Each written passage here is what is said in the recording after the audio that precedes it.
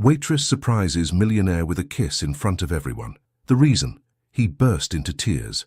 The autumn wind whistled through the concrete canyons of Manhattan, carrying with it the whispers of change. Inside El Etoile, one of New York's most exclusive restaurants, the soft glow of crystal chandeliers cast dancing shadows across white tablecloths and gleaming silverware. Jolene Carter moved between the tables with practiced grace, her chocolate-brown skin luminescent under the warm lighting, her naturally curly hair pulled back in a neat bun that somehow managed to look both professional and effortlessly stylish. At 26, Jolene had mastered the art of reading people. 5 years of waiting tables at El Etoile had taught her to recognize the subtle signals, the slight tilt of a wine glass indicating a desired refill, the barely perceptible nod that meant the check was needed, the particular way wealthy patrons adjusted their watches when growing impatient. But tonight, something different caught her attention, something that transcended her usual observations. Table 19, tucked away in the restaurant's most discreet corner, held a man whose presence seemed to command attention even in stillness. Ashton Blake sat alone, his tailored suit a dark contrast against the cream-colored chair. He was striking, with features that belonged on a magazine cover. But it wasn't his obvious good looks that drew Jolene's gaze. It was the profound sadness in his deep blue eyes, a pain so tangible it seemed to create its own gravity. "That's Ashton Blake," Naomi Rodriguez, her best friend and fellow waitress, whispered as they crossed paths near the kitchen. "The tech mogul. Word is his company just hit another billion in valuation, but—" She paused, glancing at the solitary figure. "I've never seen him look so broken." Jolene nodded, unable to tear her eyes away from the man. She'd seen wealth before. El Etoile catered exclusively to New York's elite, but there was something different about him. Beyond the perfectly tailored suit and the obvious signs of success, she recognized a familiar kind of loneliness, one that resonated with her own carefully guarded heart. Throughout the evening, she found herself drawn back to his table, not just out of professional obligation, but because of an inexplicable pull she couldn't quite understand. Each time she approached, she noticed more details, the way his fingers absently traced the rim of his untouched wine glass, the slight tremor in his hand when he checked his phone, the distant look in his eyes that suggested he was seeing something far beyond the restaurant's elegant walls. As the night wore on, the restaurant gradually emptied, until only a handful of tables remained occupied. The usual bustling energy of El Etoile settled into a gentle hum, and the soft jazz from the piano bar seemed to grow more melancholic with each passing minute. Jolene was making her final rounds when she noticed something that made her heart catch, a single tear trailing down Ashton Blake's cheek. In that moment, all her carefully constructed rules about maintaining professional distance evaporated. Before she could second-guess herself, she was moving toward his table, driven by an impulse she couldn't explain. Time seemed to slow as she approached. Later, she would try to rationalize her actions, to understand what possessed her to do something so completely out of character. But in that moment, seeing such raw pain in his eyes, all she knew was that she couldn't walk away. She leaned down, close enough to catch the subtle scent of his cologne, something expensive and understated, like everything else about him. "Sometimes," she whispered, her voice barely audible above the piano's soft notes, "we need to be reminded that we're still alive." And then, in a moment that would change both their lives forever, she kissed him. It was gentle, barely more than a brush of her lips against his, but in that brief contact she felt something electric pass between them.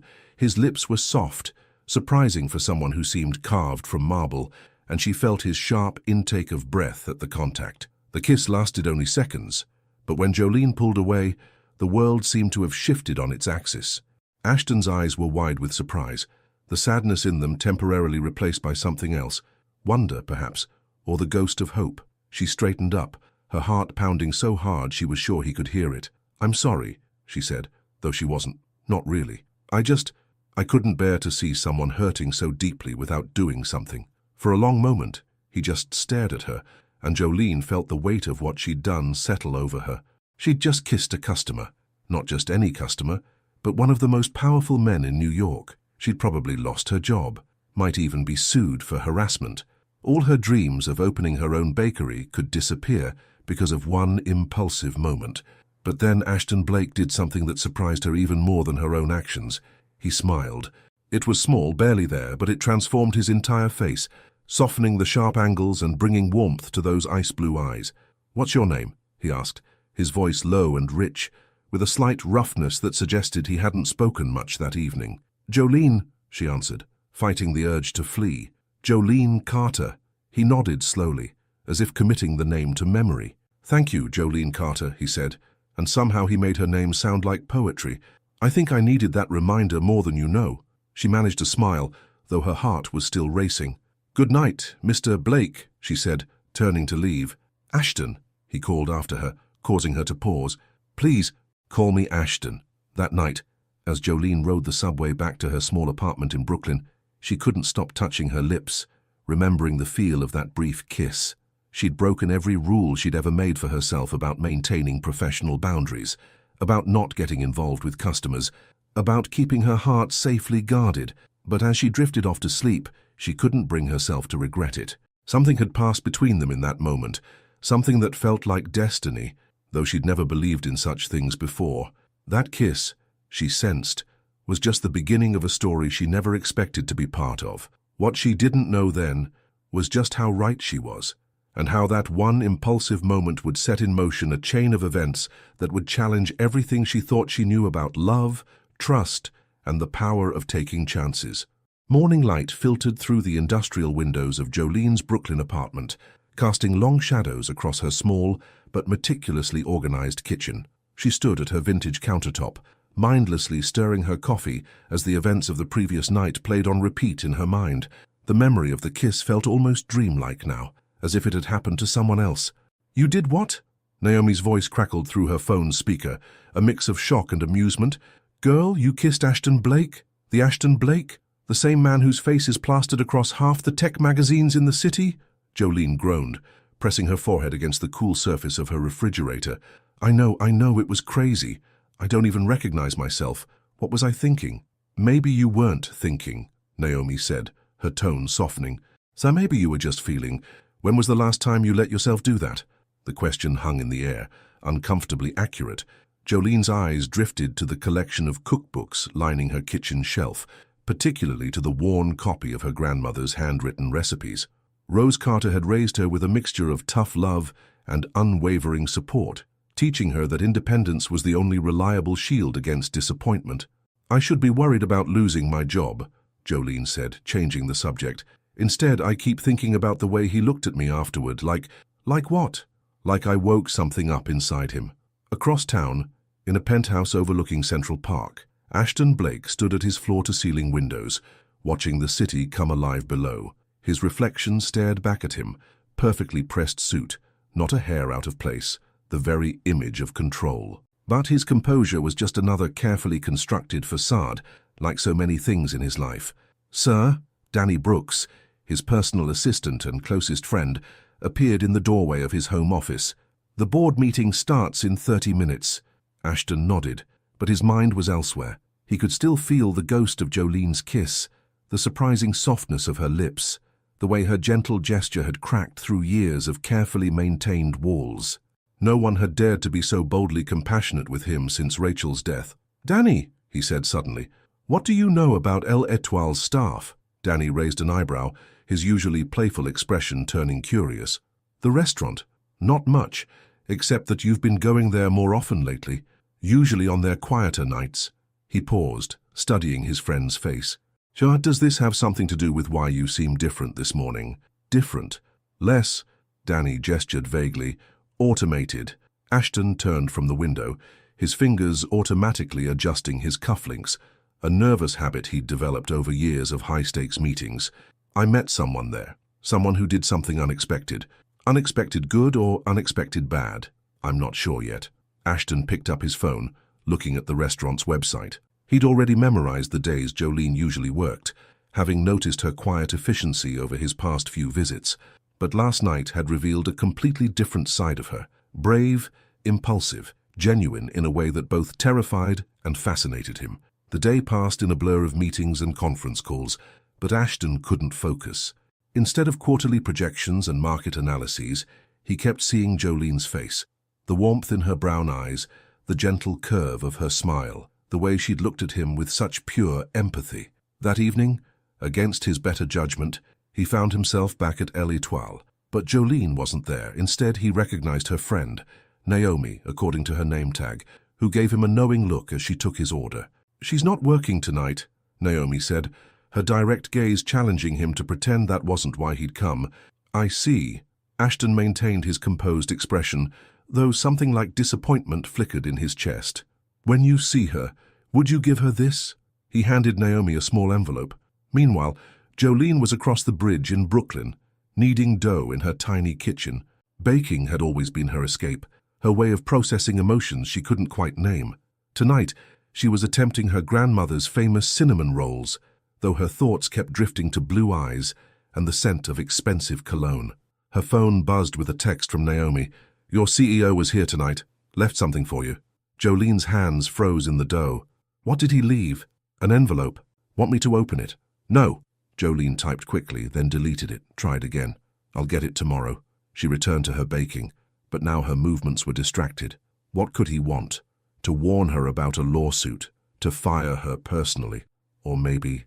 The next morning, Jolene arrived at work early, her heart pounding as Naomi handed her the envelope. Inside was a simple note, written in elegant handwriting.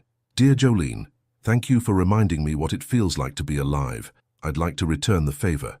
If you're willing, meet me at the Bethesda Fountain in Central Park this Saturday at sunset. No pressure, no expectations, just a chance to talk. Ashton P.S. I promise not to sue you for the kiss." Jolene read the note 3 times, her fingers tracing the words. The playful postscript surprised her. She wouldn't have expected him to have a sense of humor. "Well," Naomi appeared at her shoulder. "What does it say?" "He wants to meet me." "Of course he does. You can't kiss a man like that and expect him to just forget about it." Naomi squeezed her arm. "The question is, are you going to go?" Jolene folded the note carefully, tucking it into her pocket. Every practical instinct she possessed was screaming at her to stay away. She had plans, goals, dreams that didn't involve getting tangled up with a wealthy man who clearly carried deep emotional wounds. Her grandmother's voice echoed in her head. "The only person you can count on is yourself." But another voice, smaller but persistent, whispered of possibilities, of the way his smile had transformed his face after their kiss, of the courage it must have taken for someone like him to reach out, to make himself vulnerable to rejection. "I don't know," she said finally. "Meeting him would be an adventure," Naomi finished for her. "When was the last time you let yourself have one of those?" Later that night, after her shift ended, Jolene stood at her kitchen window, looking out at the city lights. The note sat on her counter, its words seeming to glow in the darkness. She picked up her phone and, before she could talk herself out of it, typed a message to the number he'd included. "Saturday at sunset. I'll be there, but I have one condition. No fancy restaurants. If we're going to talk, let's do it somewhere real. Jolene P.S. I'm glad you're not suing me. That would have really ruined the romance of the moment." Across the city, in his penthouse office, Ashton's phone buzzed. Reading her message, he felt something he hadn't experienced in years. Anticipation, hope, the foreign sensation of smiling for no reason at all. "Danny," he called to his assistant, who was preparing to leave for the day. "Clear my schedule for Saturday evening." Danny looked up, surprised. "For the investor meeting? Reschedule it. The charity gala. Send my regrets." Danny studied his friend's face, noting the subtle but significant changes, the softened tension around his eyes, the slight upturn of his lips, the way he seemed more present in the moment rather than lost in painful memories.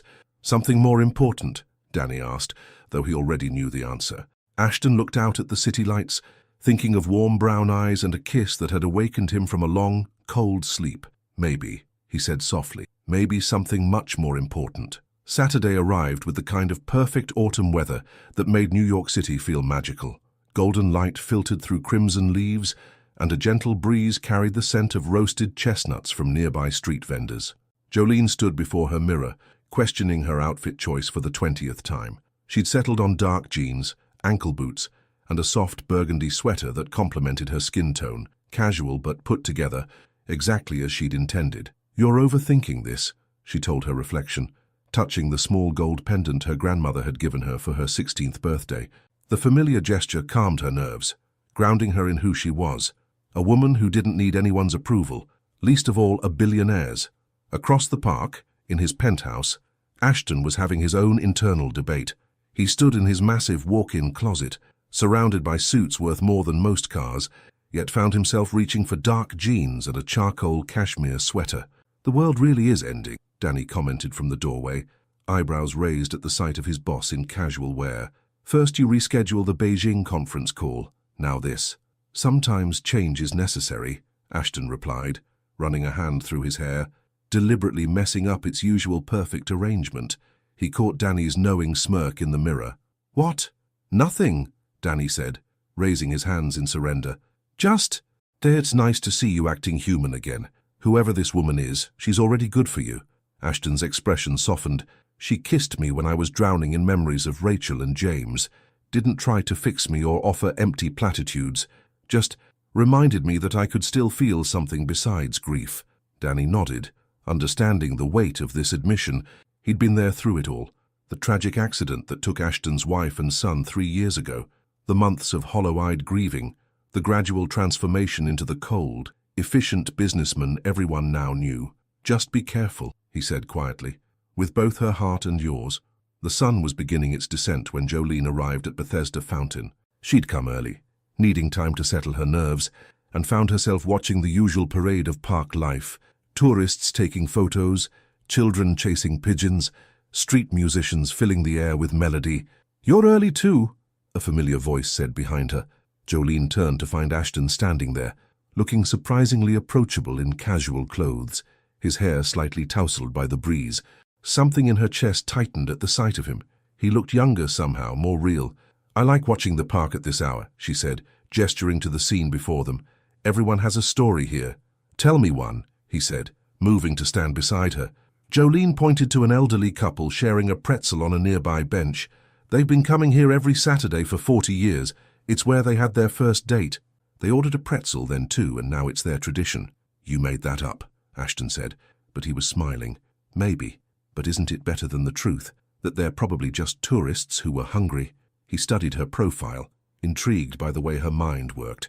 "You see magic in ordinary things, and you probably see spreadsheets and profit margins," she teased, then immediately worried she'd offended him.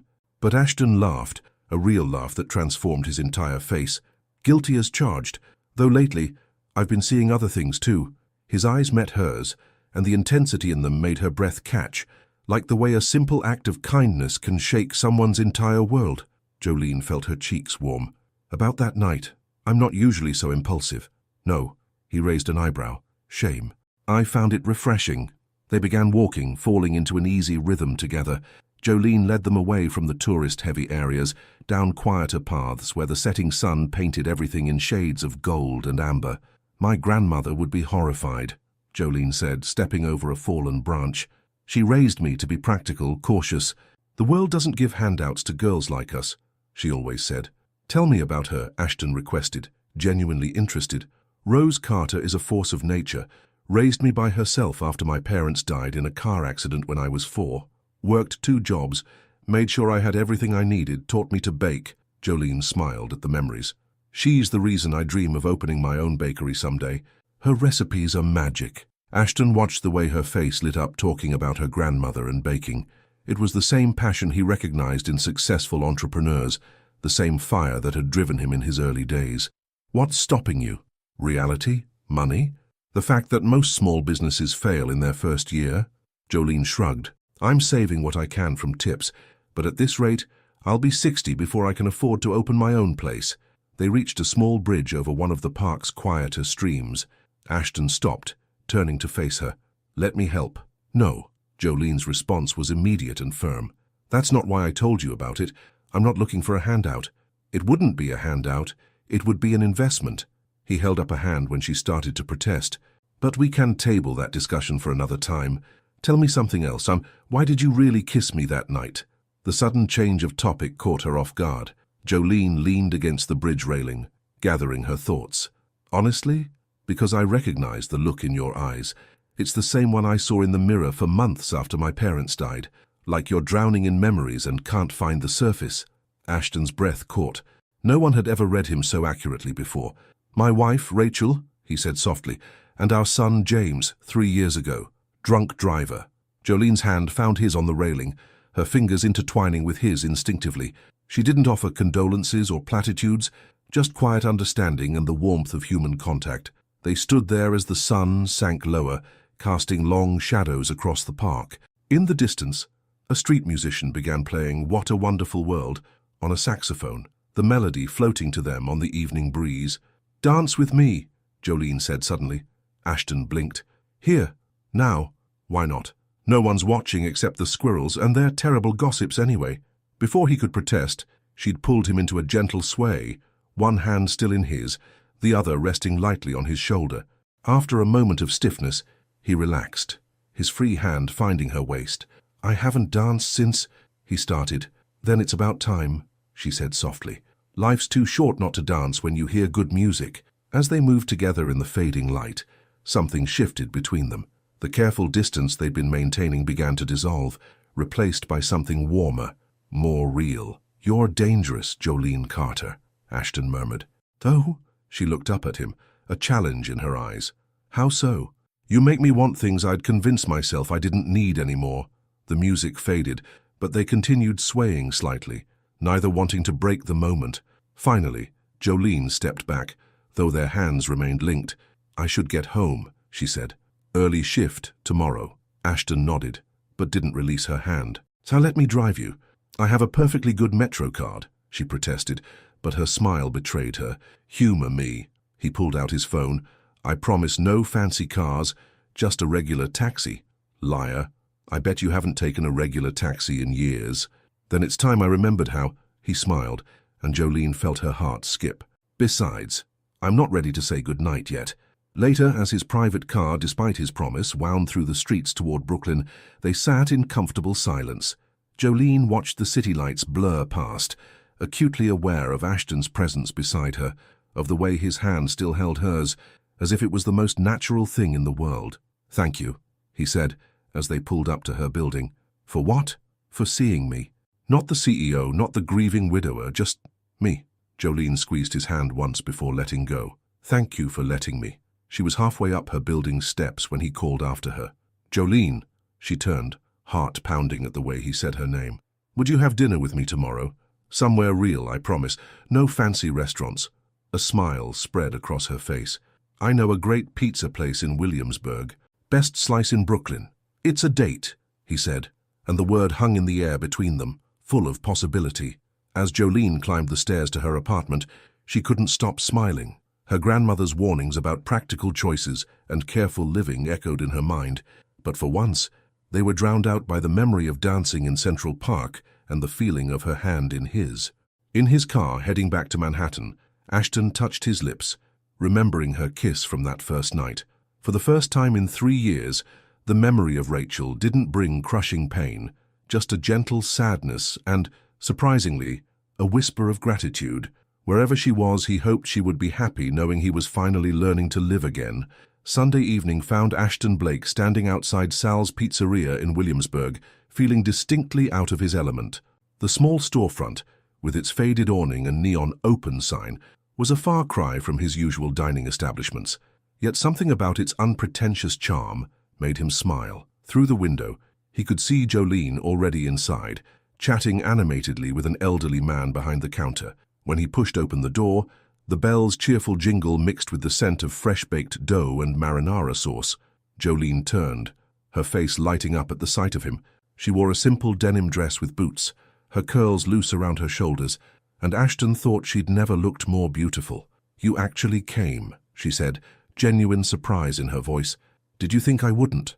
"Honestly, I half expected a text about an emergency board meeting." She gestured to the man behind the counter. "Ashton, meet Sal.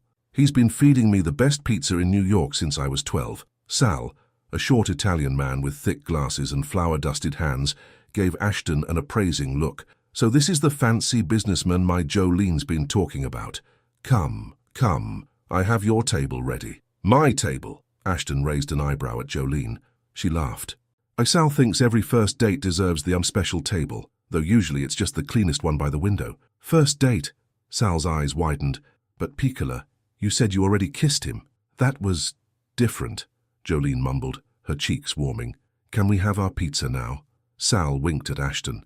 She's been coming here since she was this high. He held his hand at waist level, always ordering the same thing, margarita with extra basil. Some things never change. As they settled into their booth, which was indeed by the window, Ashton found himself charmed by the restaurant's worn comfort. Christmas lights strung year-round cast a warm glow, and signed photos of local celebrities covered the walls. It felt lived in, loved. So, Jolene said, crossing her arms on the red checkered tablecloth. When was the last time you ate pizza that didn't come from a five-star restaurant? Would you believe me if I said college?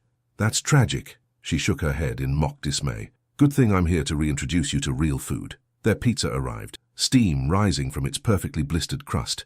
Ashton watched in amusement as Jolene demonstrated the proper way to eat a New York slice, folding it lengthwise, oil dripping onto the paper plate. Your turn, she challenged. He mimicked her technique, surprised by the burst of flavors, the sweet tart marinara, the fresh basil, the perfect balance of cheese. This is incredible. Better than El Étoile. Different. But yes, in its own way. He wiped his mouth with a paper napkin, so far from the linen ones he was used to. Everything feels different lately. Jolene's expression softened. Good different or scary different? Both. He met her eyes.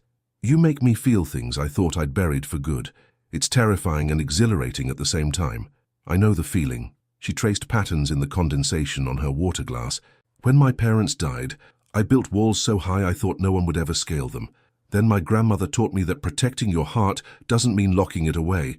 It means being brave enough to let the right people in. Is that what you're doing with me, letting me in? I'm thinking about it. She smiled. Are you? Before he could answer, his phone buzzed. Then again, and again. Ashton's face tightened as he glanced at the screen. Emergency? Jolene asked, trying to keep the disappointment from her voice. No, he said firmly, turning the phone face down. Nothing that can't wait. But the moment had shifted. Jolene could see the tension creeping back into his shoulders, the way his eyes occasionally darted to the silent phone. She recognized the pull of responsibility, the weight of obligations. Tell me about your company, she said, changing the subject. What made you start it? Ashton's eyes lit up as he described the early days of his tech empire. I wanted to create something that would change how people connect, make distance irrelevant.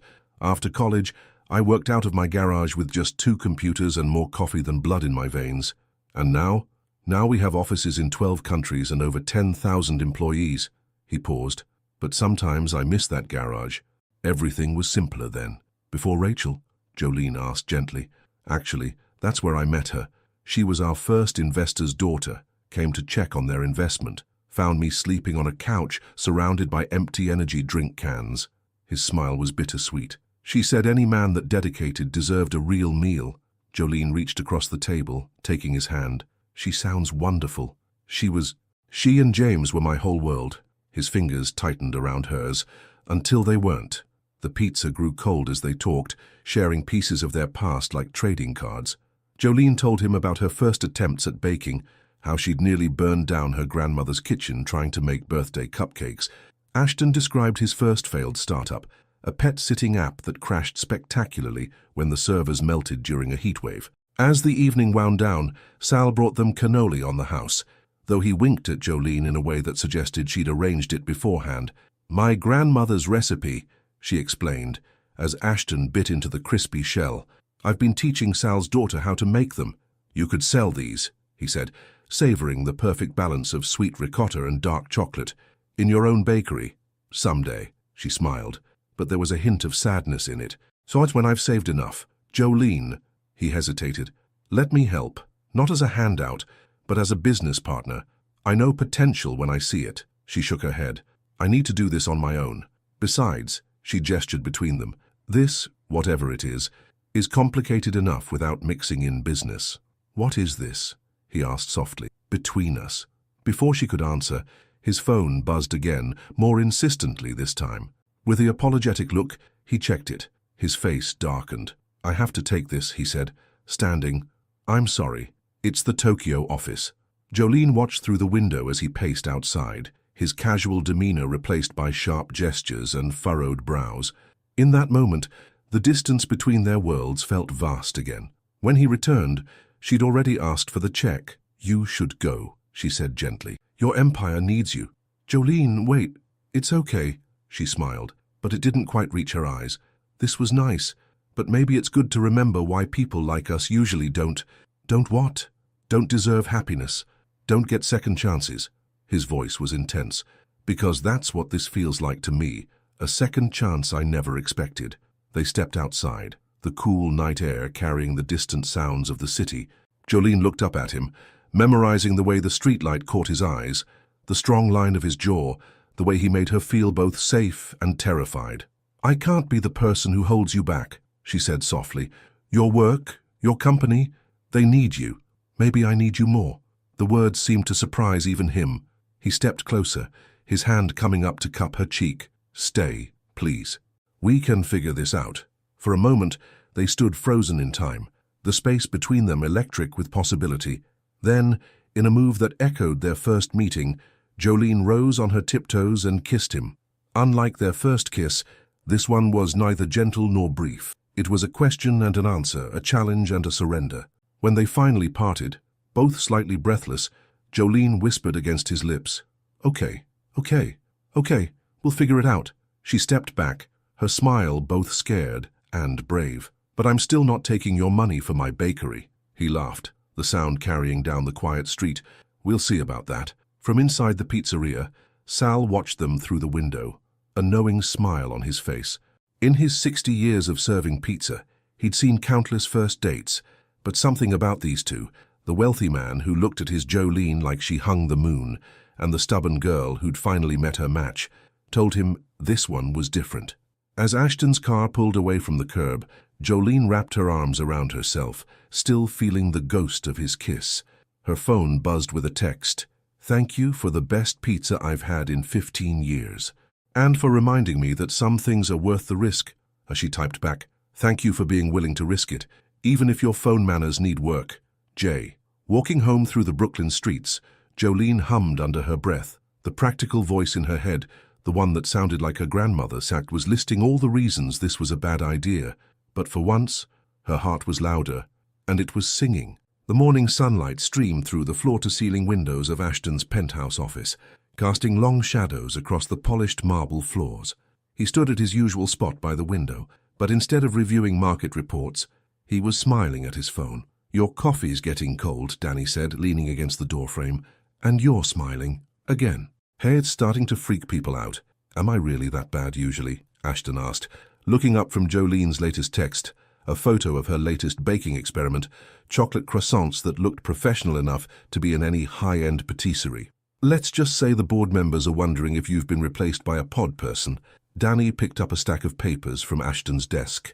Speaking of which, the acquisition meeting starts in 10 minutes. Ashton's expression shifted slightly. He hadn't told Jolene about today's meeting, about his company's plans to acquire a chain of upscale bakeries across the East Coast. Every time he thought about mentioning it, he remembered her fierce independence, her insistence on building her dream herself. Across town, Jolene was having her own moment of cultural collision. She stood in front of her closet, staring at her clothes with growing frustration. Tonight was Ashton's company gala, a black tie event she couldn't avoid without embarrassing him. You're overthinking this, Naomi said through the phone's speaker. Just wear that green dress from your cousin's wedding. To a gala where people probably wear dresses that cost more than my yearly rent. Jolene sank onto her bed. I don't know if I can do this, Naomi. His world is so different. Different doesn't mean worse, Naomi reminded her. Besides, you're not dating his world, you're dating him. Before Jolene could respond, a knock at her door interrupted them. Opening it, she found a delivery man holding a large white box with a gold ribbon. Inside was a dress that took her breath away, deep purple silk that seemed to shimmer between burgundy and midnight, depending on the light. The note attached read, "Because you shine in any world." So her first instinct was to refuse it, to send it back with a message about not needing expensive gifts. But something stopped her, perhaps the memory of his voice saying, "Let me in," or the realization that accepting help didn't always mean surrendering independence. That evening, as Jolene stepped into the grand ballroom of the Plaza Hotel, she felt every eye turn toward her. The dress fit perfectly, making her feel both elegant and powerful. But it was Ashton's expression when he saw her that made her heart stop, a look of such pure admiration and pride that all her doubts momentarily vanished. "You're breathtaking," he whispered, taking her hand. "The dress is beautiful," she said. "Thank you, though we need to talk about you spending this kind of money on me." "Later," he promised, leading her deeper into the crowd. "First, there are some people I'd like you to meet." What followed was a blur of introductions: board members, investors, business partners. Jolene smiled and shook hands, acutely aware of the subtle evaluations happening behind every polite conversation. "So, Jolene?" A woman in diamonds worth more than Jolene's entire apartment building asked. "What do you do?" "I'm a waitress," she said proudly, refusing to be embarrassed, "at L'Étoile. And I'm working toward opening my own bakery." She felt Ashton's hand tighten supportively on her waist, but caught the slight widening of the woman's eyes, the quick glance at her companions. "How enterprising," the woman said, her tone suggesting anything but approval. Before Jolene could respond, a commotion near the entrance drew everyone's attention. Camera flashes illuminated a striking woman in her early 30s, her entrance causing a ripple of whispers through the crowd. "Who is that?" Jolene asked, noticing how Ashton's posture had suddenly stiffened. "Victoria Blackwood," he said quietly. "My former sister-in-law, Rachel's sister." Victoria spotted them immediately, making her way through the crowd with practiced grace. "Ashton," she said, air-kissing his cheek. "It's been too long." Her eyes fell on Jolene, sharp and assessing. "And who is this?" "Jolene Carter." Jolene introduced herself, meeting Victoria's gaze steadily. "Carter?" Victoria's perfectly sculpted eyebrows rose. "I don't know that family." "You wouldn't," Jolene said pleasantly. "We're more pizza and subway passes than galas and trust funds." A tense silence followed, broken by Victoria's practiced laugh. "Oh, how refreshing." Ashton always did have a soft spot for helping people.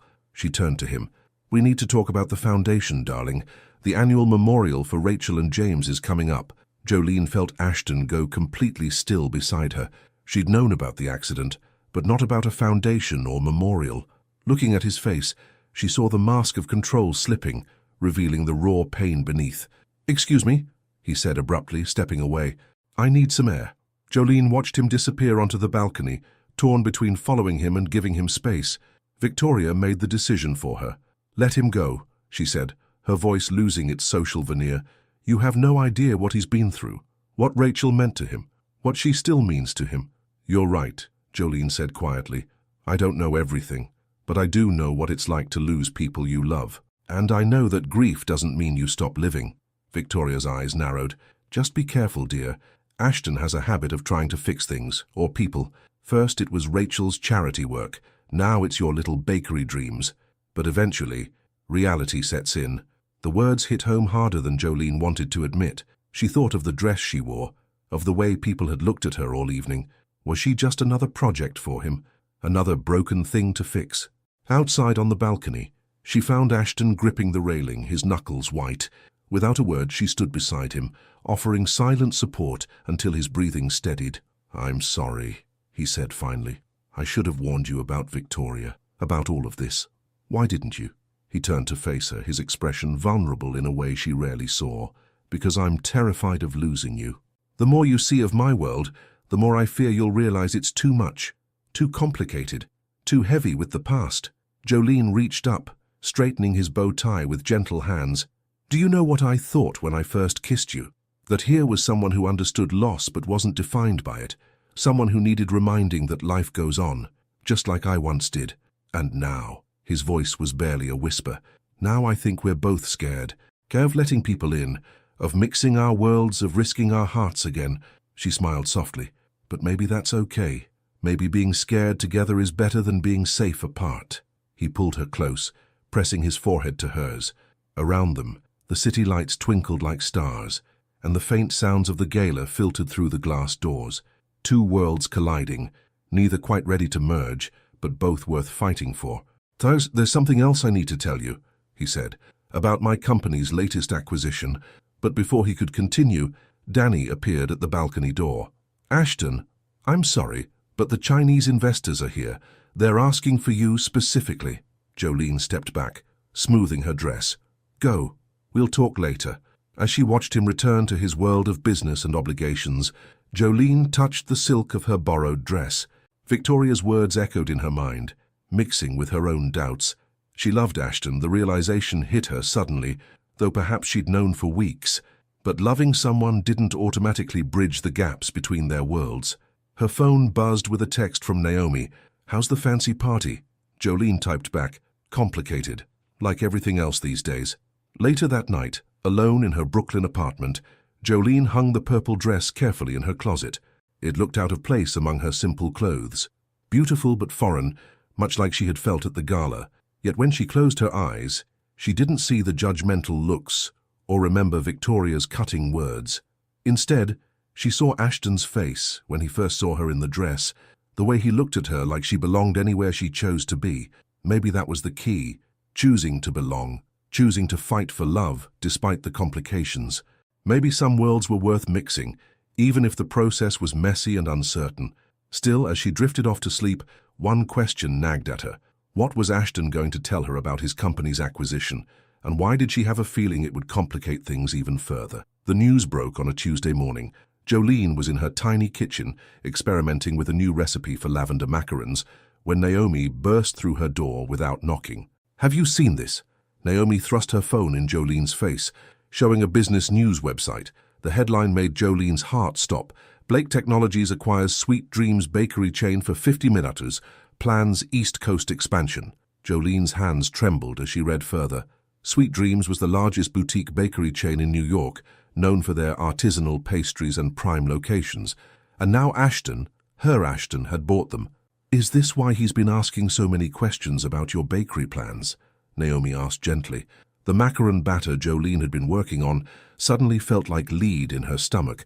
All those conversations about her dreams, about wanting to do it on her own, had they just been market research?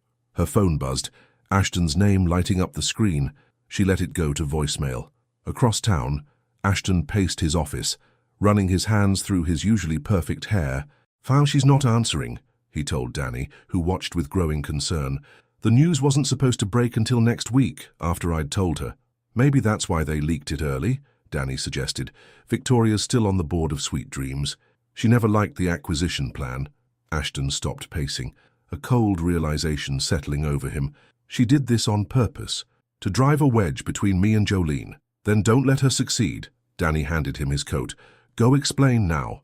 But when Ashton reached Jolene's apartment, no one answered his knock. Through the door, he could hear music playing, the old jazz record she always put on when baking.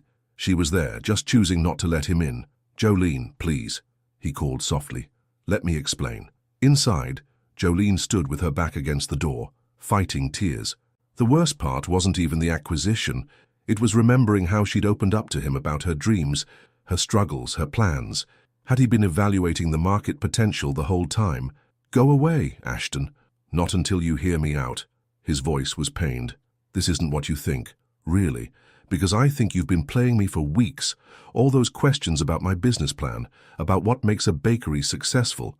She wiped her eyes angrily. "There was I just market research." "God, no." The anguish in his voice made her pause.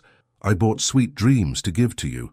Jolene's eyes widened. She yanked the door open, finding Ashton looking more disheveled than she'd ever seen him. "What?"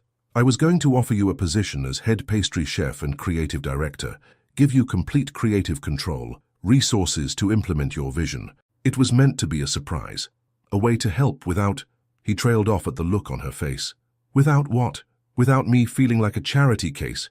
Her voice was deadly quiet. "Did it ever occur to you that I wanted to build something of my own? That maybe success would mean more if I earned it myself? I was trying to help." "No, you were trying to fix me." Just like Victoria said. Jolene stepped back into her apartment. "I'm not broken, Ashton. I'm not a problem to be solved with your millions. I'm just a woman who wanted to love you and build her own dreams at the same time." "Wanted?" He caught the past tense. "Jolene, please, I didn't mean to." "To what? To go behind my back? To make decisions about my life without consulting me?" She shook her head. "You know what hurts the most. I really thought you saw me, really saw me. Not as a project or an investment opportunity, but as an equal." "I do see you." He stepped forward, but she held up a hand to stop him. "Everything I did was because I believe in you, in your talent." "No," she said softly. "Everything you did was because you're used to controlling things, fixing things. But love isn't a business transaction, Ashton. and dreams aren't something you can buy and wrap up in a neat bow. The smell of burning suddenly filled the air. Jolene rushed to her kitchen, where her experimental macarons had gone from delicate lavender to charred black. Somehow, the ruined pastries broke something inside her. She began to laugh, but it quickly turned to tears. "I have to go to work," she said, not turning to look at him. "Please leave." "Jolene?" "Now, Ashton." That evening at El Etoile, Jolene moved through her shift in a daze. Every time the door chimed, her heart jumped. But it was never him. Part of her was relieved, while another part ached with his absence. "You look like you could use this," Naomi said, sliding a piece of Sal's pizza onto the break-room table. "I had Danny bring it over." Jolene raised an eyebrow. "You're talking to Danny now? Someone has to be the voice of reason between you two stubborn idiots." Naomi sat down. "He told me Ashton's been a wreck all day. Apparently, he cancelled all his meetings and just sat staring at old photos of you two on his phone. Good. He should feel bad. He does. But honey, maybe there's a middle ground here, between letting him buy you an empire and shutting him out completely." Jolene picked at the pizza, remembering their first date at Sal's. "He didn't trust me enough to tell me about the acquisition, didn't respect me enough to ask what I wanted." "No, he didn't," Naomi agreed. "But maybe that's because he's as scared as you are. Scared of losing you, scared of doing the wrong thing, scared of letting someone in after losing so much." Before Jolene could respond, her phone lit up with a text from Ashton. "I know I messed up, but before you decide anything, please come to the Sweet Dreams flagship store tomorrow morning, 7 a.m. There's something you need to see." "Are you going to go?" Naomi asked, reading over her shoulder. Jolene thought of all the reasons she shouldn't, her pride, her anger, her hurt, but she also thought of the way Ashton looked at her when she talked about her dreams, like he genuinely believed in them, like he believed in her. "I don't know," she said honestly. That night, unable to sleep, Jolene pulled out her grandmother's old recipe book. The pages were worn, stained with vanilla extract and butter, marked with notes in her grandmother's elegant handwriting. One note caught her eye. "Love, like baking, requires patience, forgiveness, and the courage to try again when things go wrong." Her phone buzzed with another text from Ashton. "I was wrong.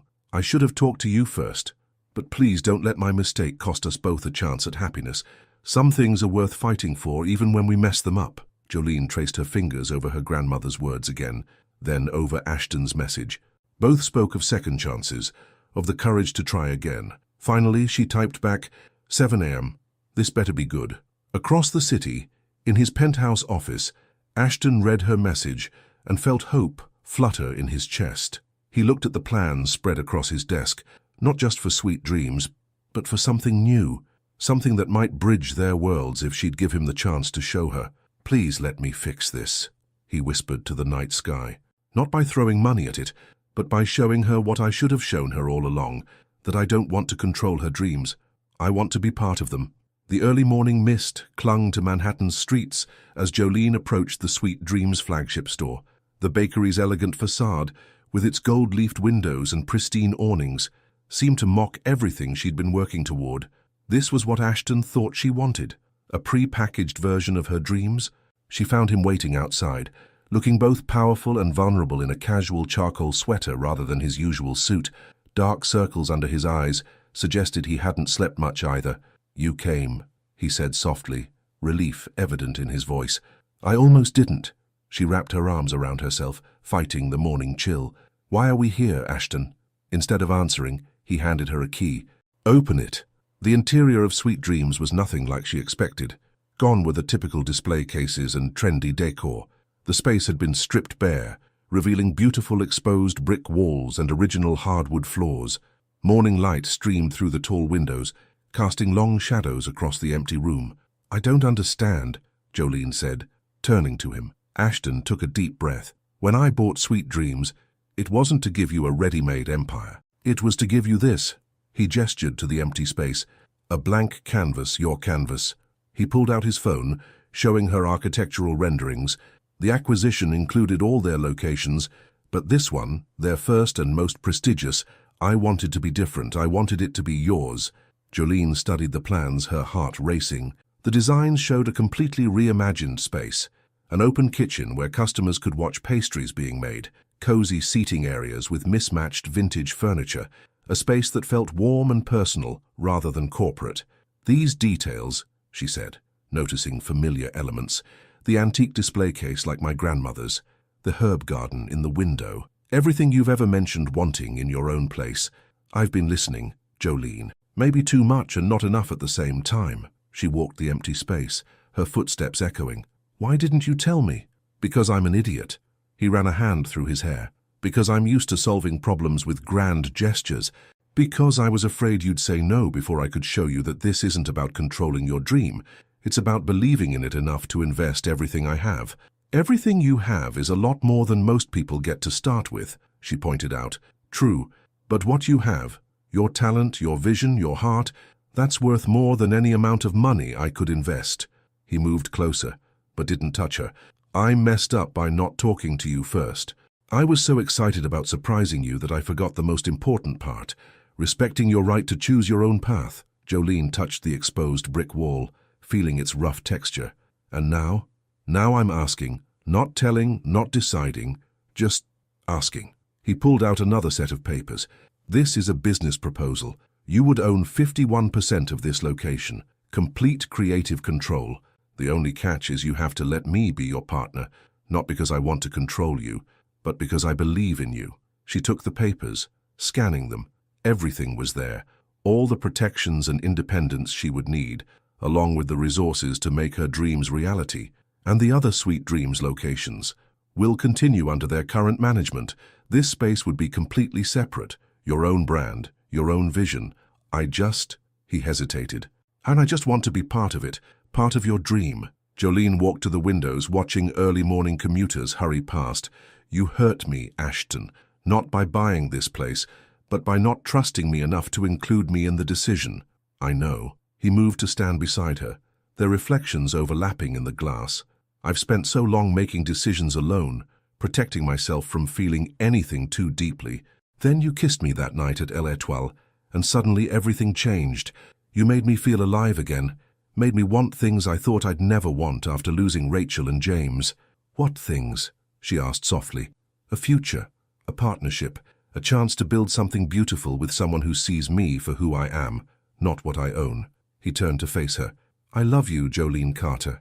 Not because you need fixing or saving, but because you're the strongest, most incredible person I've ever met. Jolene felt tears prick her eyes. You've never said that before. I should have. Every day since that first kiss. He reached for her hand, and this time she let him take it. I'm not asking you to forgive me right away. I'm asking for a chance to do this right, to be partners in every sense of the word. She looked around the empty space again, but now she saw possibilities instead of problems. She saw morning sunlight on fresh-baked croissants, heard the laughter of customers becoming friends, smelled the promise of new beginnings. Partners, she said thoughtfully, that means we make decisions together. All of them, he agreed. I promise. And you have to let me pay you back for my share, even if it takes years. Whatever you want, and no more surprise acquisitions. He smiled. Not without consulting my partner first.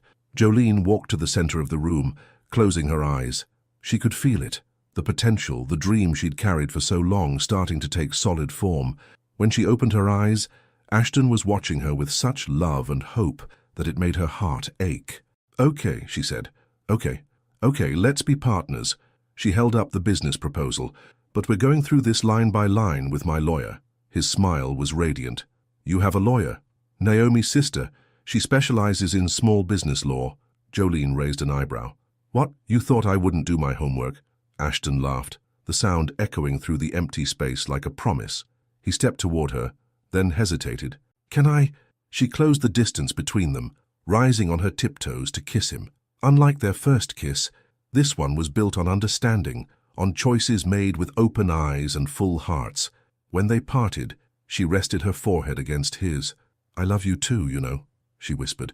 Even when you're being an overprotective, controlling, ridiculously wealthy idiot. Good to know where we stand, he murmured, pulling her closer. Just then, the door chimed. They turned to find Danny and Naomi entering, carrying boxes from Sal's. We figured either you'd kill each other or make up, Naomi said. Either way, someone would need breakfast. And witnesses, Danny added cheerfully. Jolene looked at their friends, then at Ashton, then at the empty space around them, a space full of possibilities and new beginnings. This wasn't how she'd imagined achieving her dreams, But maybe that was the point. Sometimes love, like life, surprised you with better plans than you could make on your own. Well, she said, taking Ashton's hand, should we show our friends what we're going to build here? His squeeze of her hand said everything. About partnership, about trust, about the kind of love that builds things instead of walls. Together, they began to share their vision, their words overlapping with excitement as morning light filled the space with golden promise. Outside, New York City rushed past, but inside this brick-walled sanctuary, time seemed to slow. This was a moment of beginning, not just for a bakery, but for two people learning that the best dreams are the ones you build together, brick by careful brick, sweet by precious sweet. The transformation of the old Sweet Dream space into Rose and Crown Bakery, named in honor of Jolene's grandmother and Ashton's British heritage, was well underway. 3 weeks into renovations, Jolene stood amid the controlled chaos, watching workers install the vintage-inspired light fixtures she'd chosen. The morning sun streamed through the newly cleaned windows, catching dust motes in its golden rays. "The antique display case arrives tomorrow," Ashton said, coming up behind her and wrapping his arms around her waist. "The one we found in that little shop in Brooklyn." Jolene leaned back against him, savoring the moment. "And the custom ovens." "Next week, though I still think—" "No," she cut him off with a smile. "We agreed. No top-of-the-line industrial equipment. This isn't a factory. It's a home for my grandmother's recipes." He chuckled, pressing a kiss to her temple. "Speaking of your grandmother," Jolene tensed slightly. She hadn't told Rose about their partnership yet, personal or professional. Her grandmother had raised her to be independent, to never rely on anyone else for her success. How could she explain that sharing her dream didn't mean giving it up? "Still haven't told her," Ashton guessed. "I'm waiting for the right moment, like when we're already open and successful." Before she could respond, a familiar voice cut through the construction noise. "Well, isn't this cozy?" Victoria stood in the doorway, impeccable in a designer suit, her smile sharp as a knife. "I heard rumors about what you were doing with my family's investment, but I had to see it for myself." "The board approved the separate branding for this location," Ashton said, his voice taking on the cool tone he used in business meetings. "Yes, they did." Victoria moved through the space, running a manicured finger along an unfinished counter. "Fair though they might reconsider if they knew you were letting sentiment cloud your judgment." "Sentiment has nothing to do with it." Jolene stepped forward. "We have a solid business plan, market research." "Of course you do, dear." Victoria's condescension was palpable.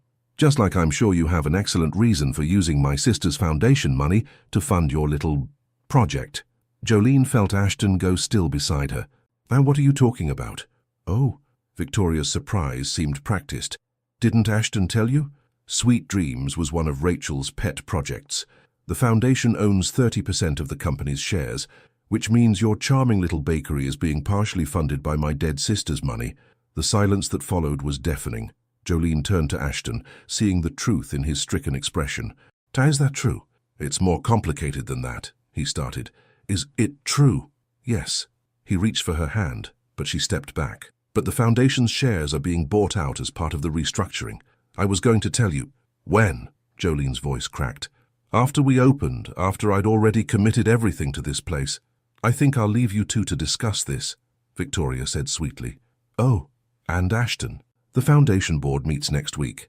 I'm sure they'll be fascinated by your creative use of resources." After she left, the construction noise seemed unnaturally loud.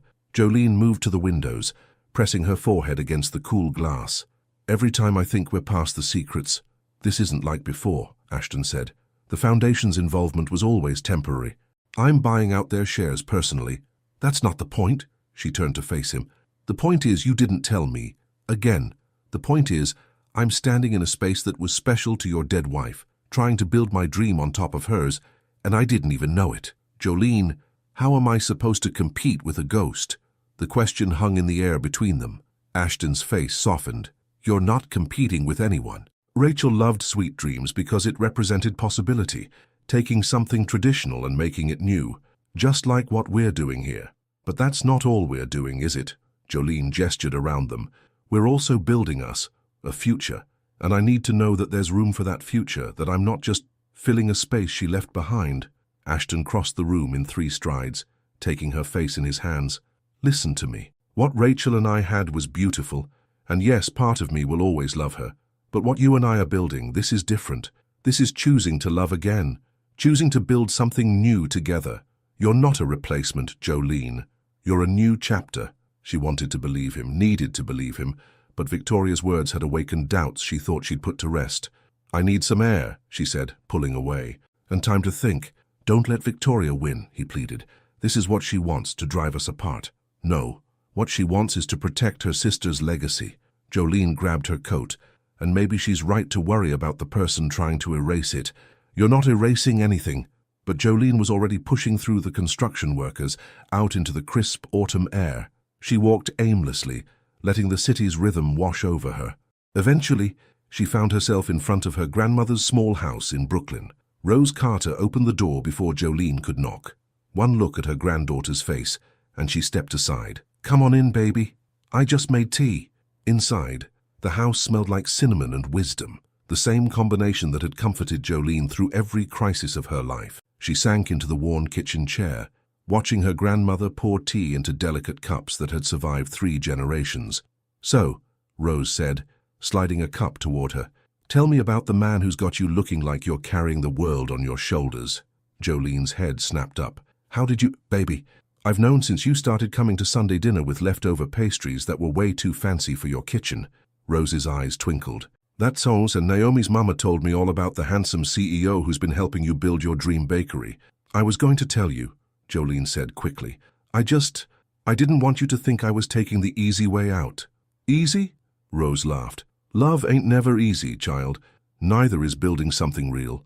She reached across the table, taking Jolene's hand. You think I don't know about Ashton Blake, about his story. Loss recognizes loss, baby. And healing recognizes healing. But what if, Jolene swallowed hard, what if I'm just a replacement, a way for him to recreate what he lost? Now you listen to me. Rose's voice was firm but gentle. You can't replace a love that's past, but you can build a new one, right next to where the old one lived. Like planting a garden, the new flowers don't erase the ones that bloomed before. They just make the garden fuller, more beautiful. Jolene felt tears slip down her cheeks. When did you get so wise about love? Who do you think taught your mama about it? Rose smiled softly. Your daddy wasn't my first choice for her, you know. Too rich, too different from our world. But love doesn't care about worlds or differences. It cares about hearts that recognize each other, even when those hearts are scared. Especially then. Rose squeezed her hand.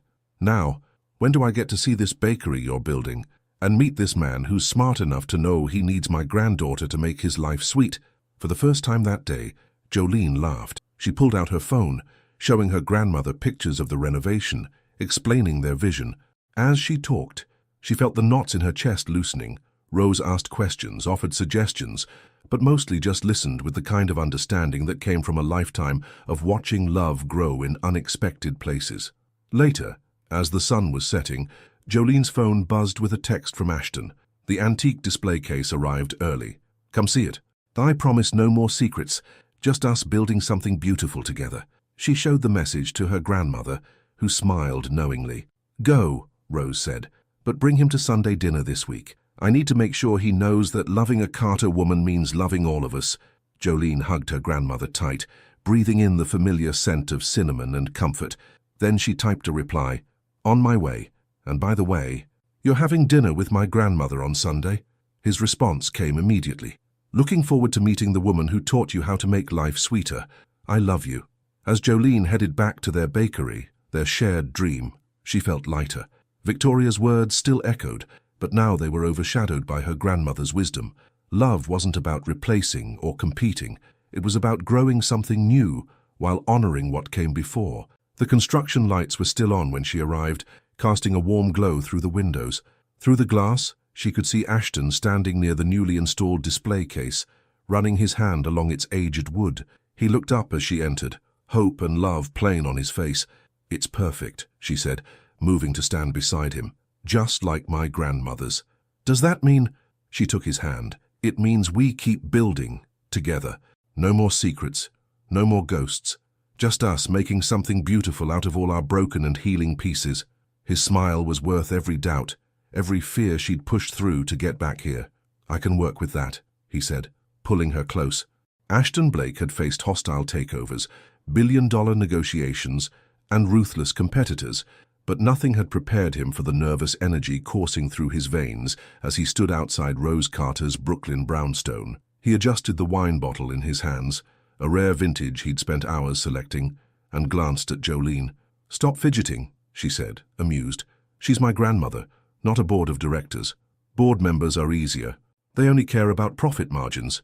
He tugged at his casual sweater, missing the armor of his usual suits. "Your grandmother cares about your happiness." "Exactly." Jolene squeezed his hand. "And you make me happy." Before he could respond, the door swung open.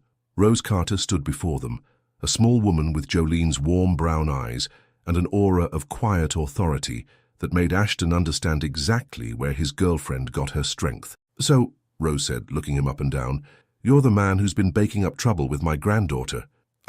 Yes, ma'am." Ashton held out the wine. "I brought—" "Put that fancy bottle away." Rose waved him off. "Tonight we're drinking my special sweet tea family recipe." She emphasized the word family in a way that made it clear this was a test. Inside, the house was warm and inviting, filled with the kind of lived-in comfort that no amount of money could buy. Photos covered the walls. Jolene through the years, her parents, generations of Carters smiling down at them. The smell of something amazing wafted from the kitchen. "Is that—" Jolene's eyes lit up. "Your mama's favorite pot roast," Rose confirmed. "With those honey-glazed carrots you used to fight your cousin Michael over." Ashton watched Jolene disappear into the kitchen, leaving him alone with Rose. The older woman gestured for him to sit at the small dining table, its wood worn smooth by years of family gatherings. "So," Rose said, settling across from him, "tell me about your intentions with my grandbaby's heart."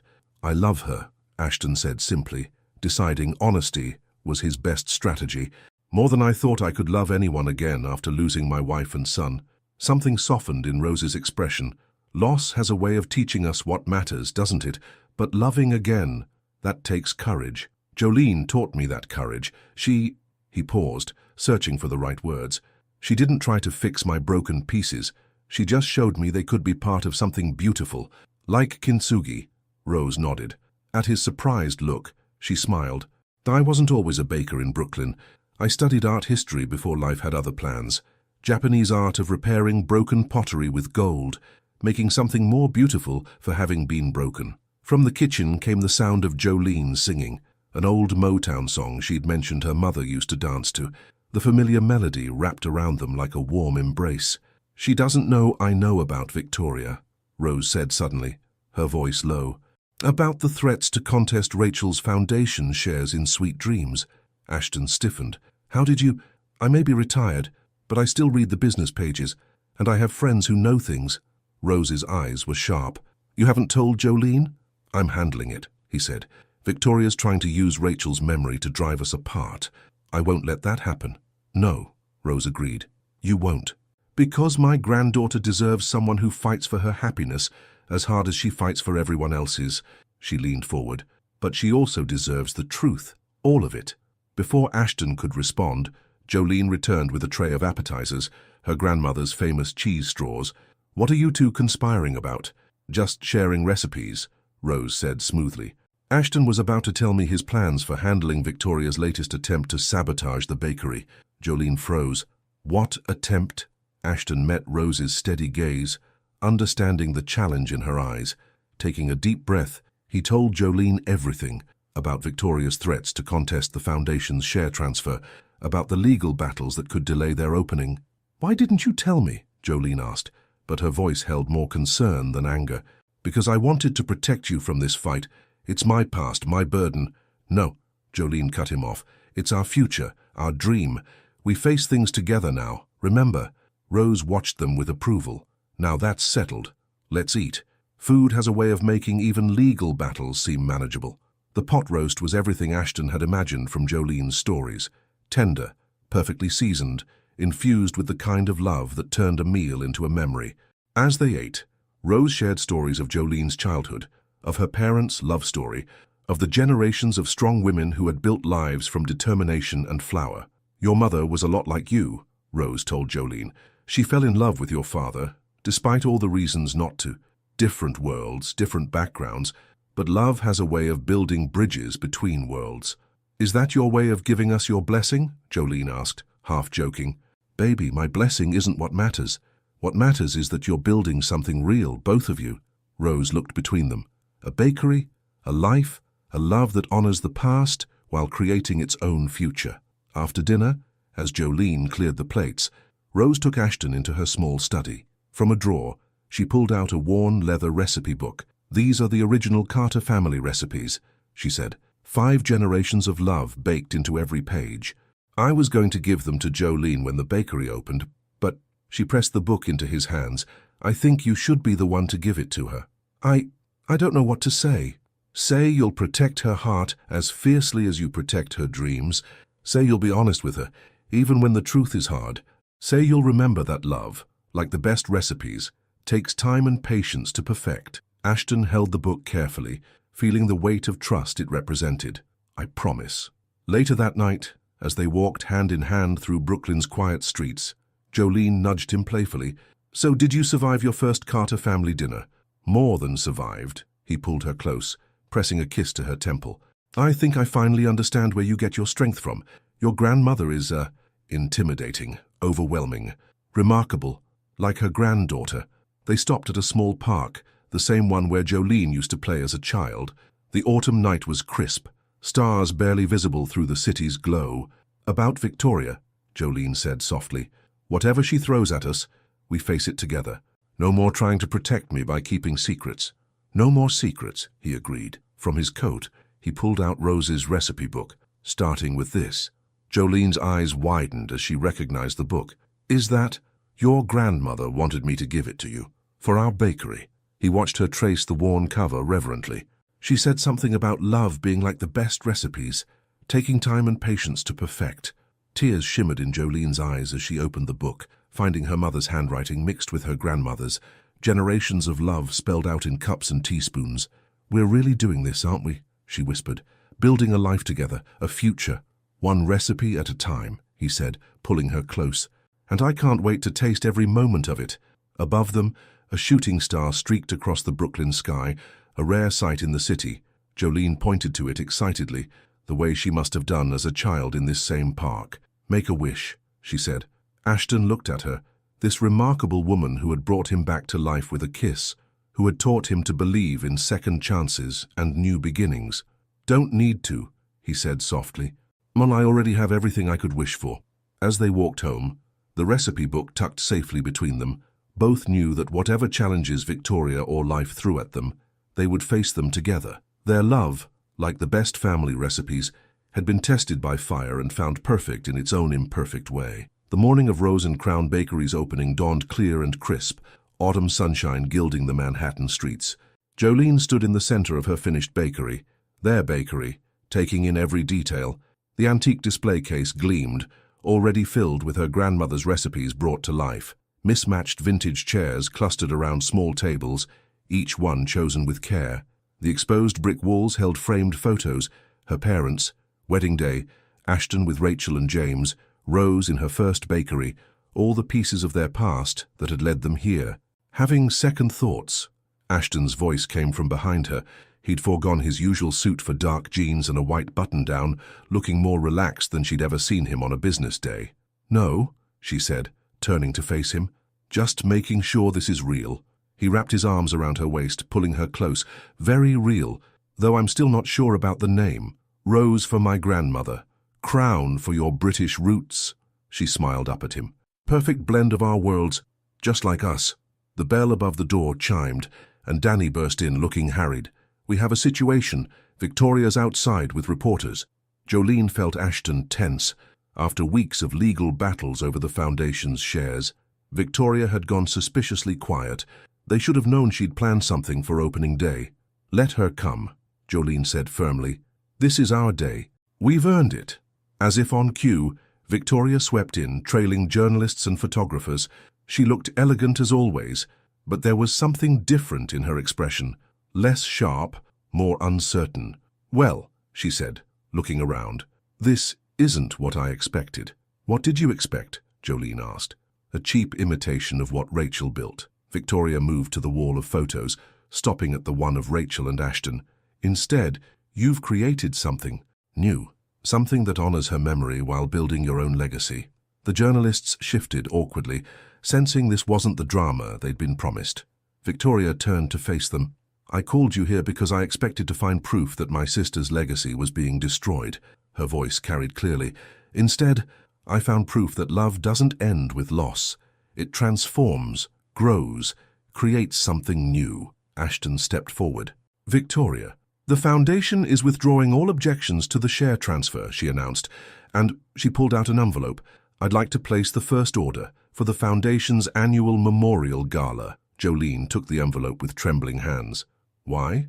"Because Rachel always said love was like baking.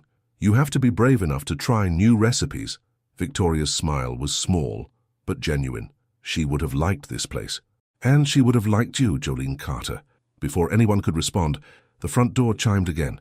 Rose entered, carrying a covered dish, followed by Naomi and what seemed like half of Brooklyn. "Hope you don't mind," Rose called out.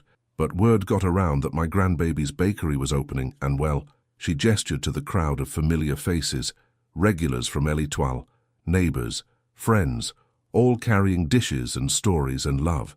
The next hours passed in a blur, the bakery filled with laughter and conversation, with people discovering Jolene's creations and sharing their own family recipes.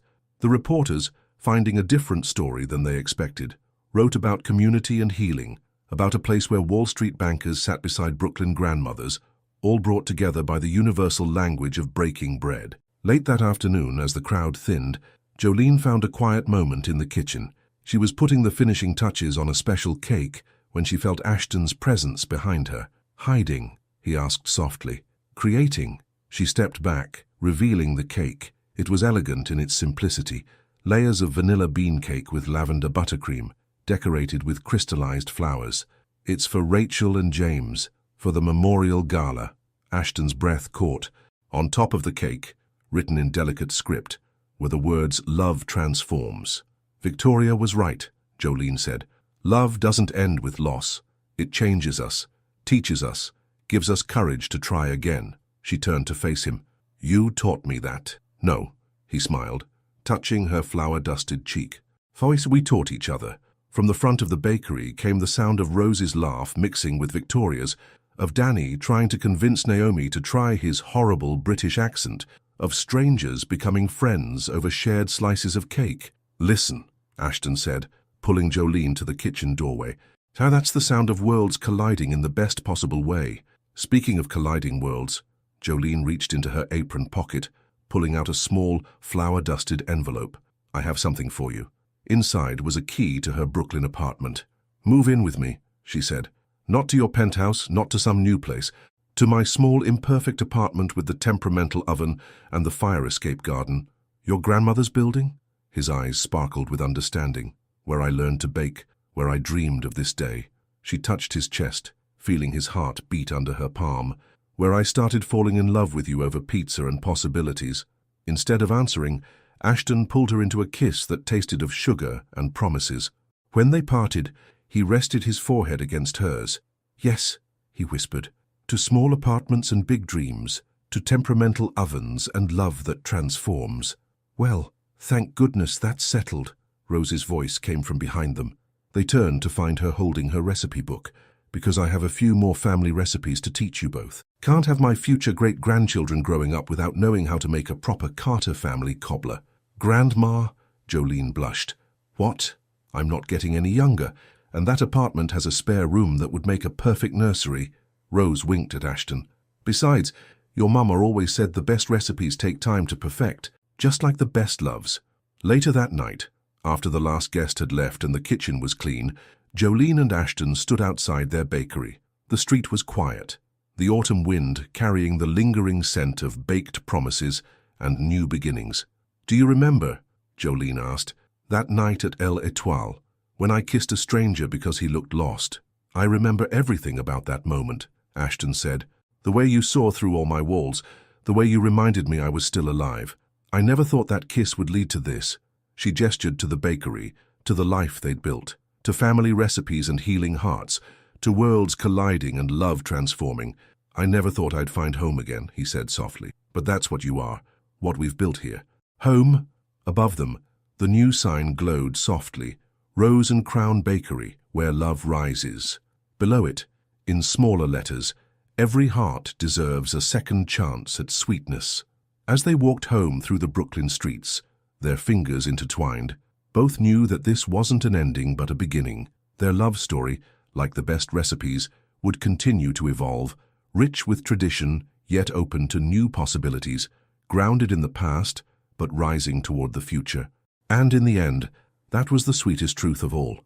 That love, like bread, rises best when you trust in the process, when you're brave enough to try new recipes, when you believe that even the most broken hearts can be made whole again, transformed by time and patience and the courage to begin again. In her apartment that night, as Ashton slept beside her, Jolene added her own note to her grandmother's recipe book. The secret ingredient is always love, love that heals, love that transforms, love that rises against all odds.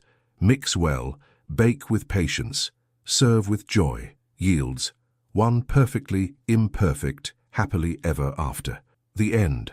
What decision would you have made in Jolene's place after finding out about the Foundation's involvement in Ashton's business? Your participation in the channel is very important. Please leave your opinion in the comments. Thank you so much for watching until the end.